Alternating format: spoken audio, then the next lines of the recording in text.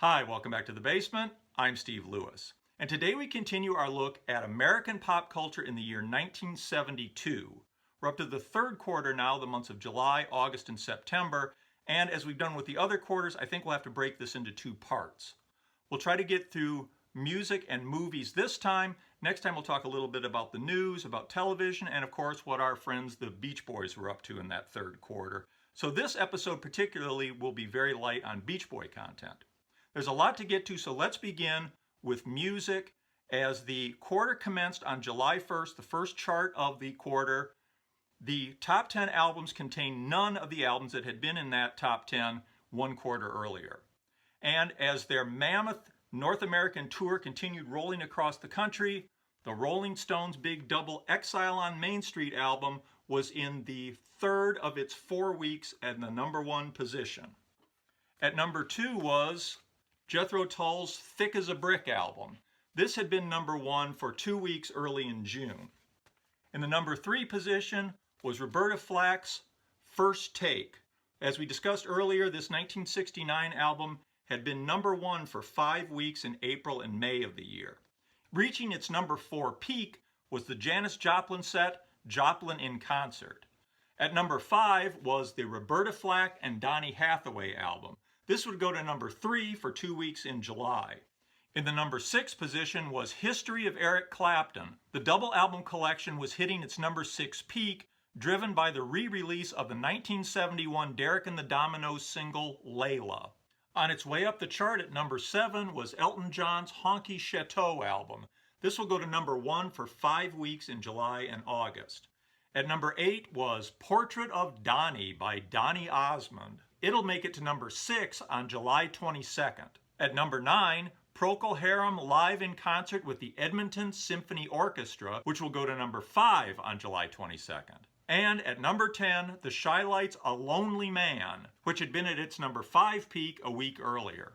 The top 10 singles on July 1st were, at number 1, Song Sung Blue by Neil Diamond. At number 2, Sammy Davis Jr. with The Candyman. Sammy Davis Jr.'s version of the song, originally from last year's kids' movie Willy Wonka and the Chocolate Factory, had been number 1 for 3 weeks beginning June 10th. Billy Preston's instrumental hit Outta Space was at number 3. It would hit its number 2 peak next week, July 8th.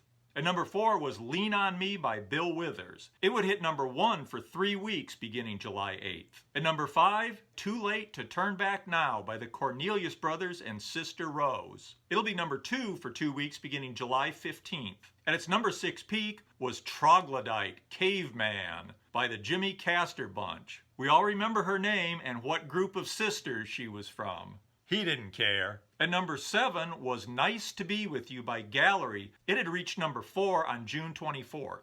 Elton John's Rocket Man was at number 8, on its way to number 6 on July 15th. At its number 9 peak was America with I Need You, their second hit, which sounded less like Neil Young and more like the America that we would come to know. And at number 10 was Wayne Newton with Daddy Don't You Walk So Fast. It would go to number 4 for 2 weeks beginning August 15th.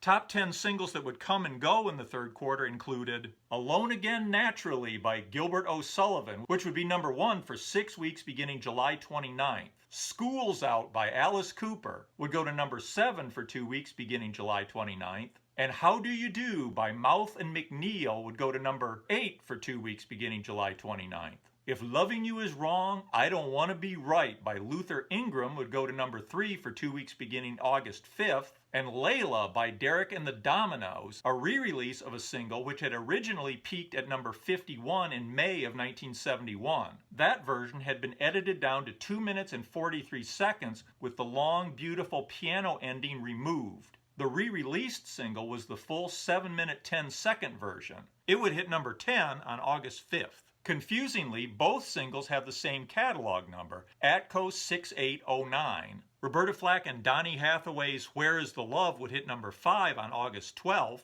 and Brandy, You're a Fine Girl by Looking Glass will hit number 1 on August 26th.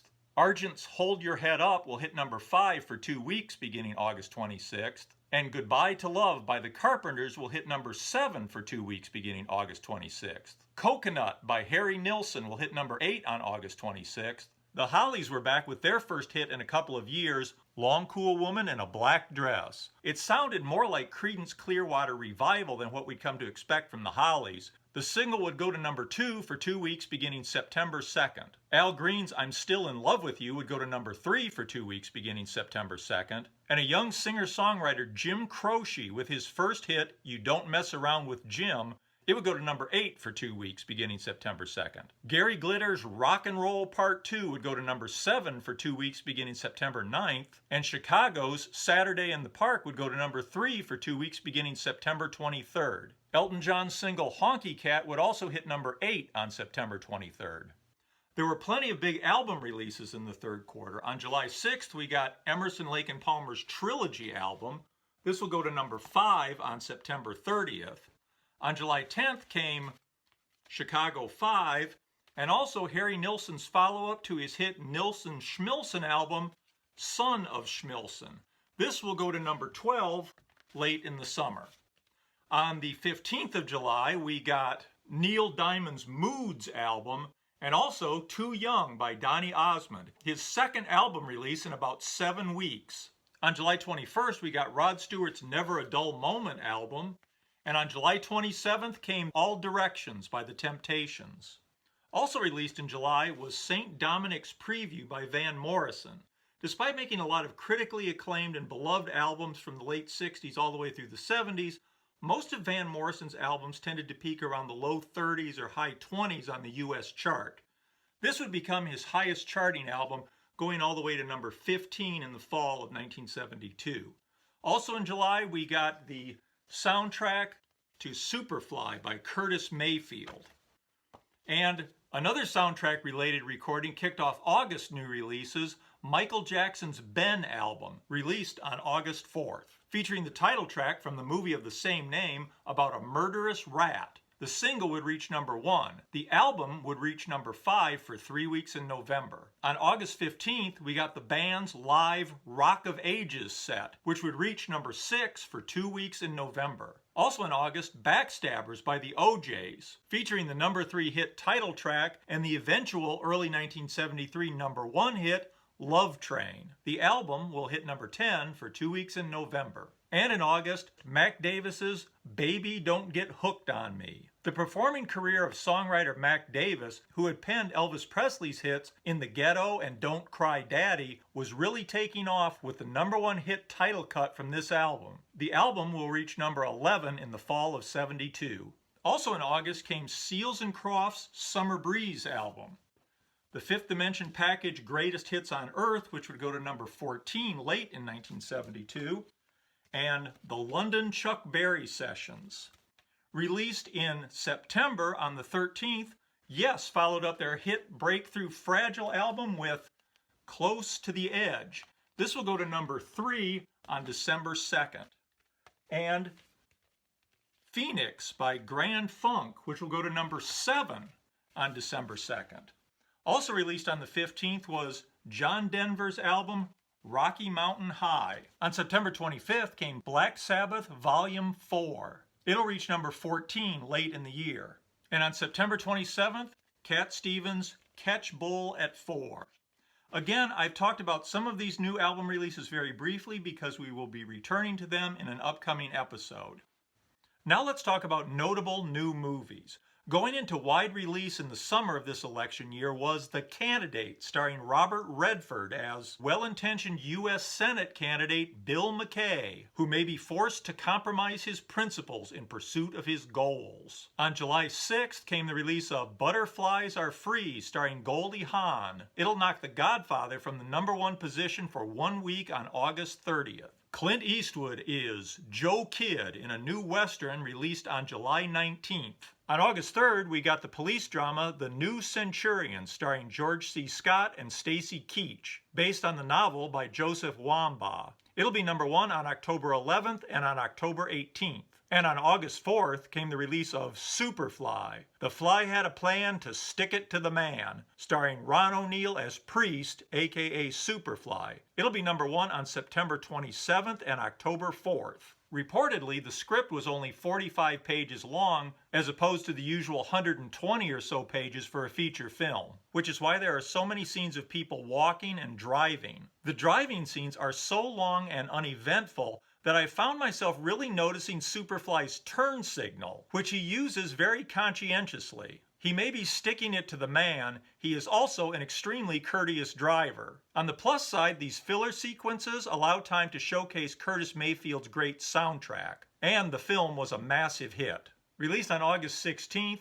James Brown is Slaughter. This will be #1 the week of October 25th. Released that same day was Woody Allen's episodic comedy, Everything You Ever Wanted to Know About Sex. The movie used the title, but of course nothing else, from Dr. David Rubin's recent best-selling book. Opening in wide release on October 18th was Deliverance, starring Burt Reynolds and Jon Voight with Ronnie Cox and Ned Beatty. Adapted from the 1970 novel by James Dickey, it's a great, tense suspense film. I also thought the premise, 4 city men taking a canoe trip to experience one of the last truly wild rivers in the South before it's dammed up to create a lake and hydroelectric power plant, perfectly fit America's new awareness of ecology and the rapidly disappearing wilderness. It was the 70s back to nature movement gone horribly, horribly wrong. The film was a critical and box office hit and was the #1 movie on November 1st. A very different kind of suspense film about wild, remote, and damp places in the South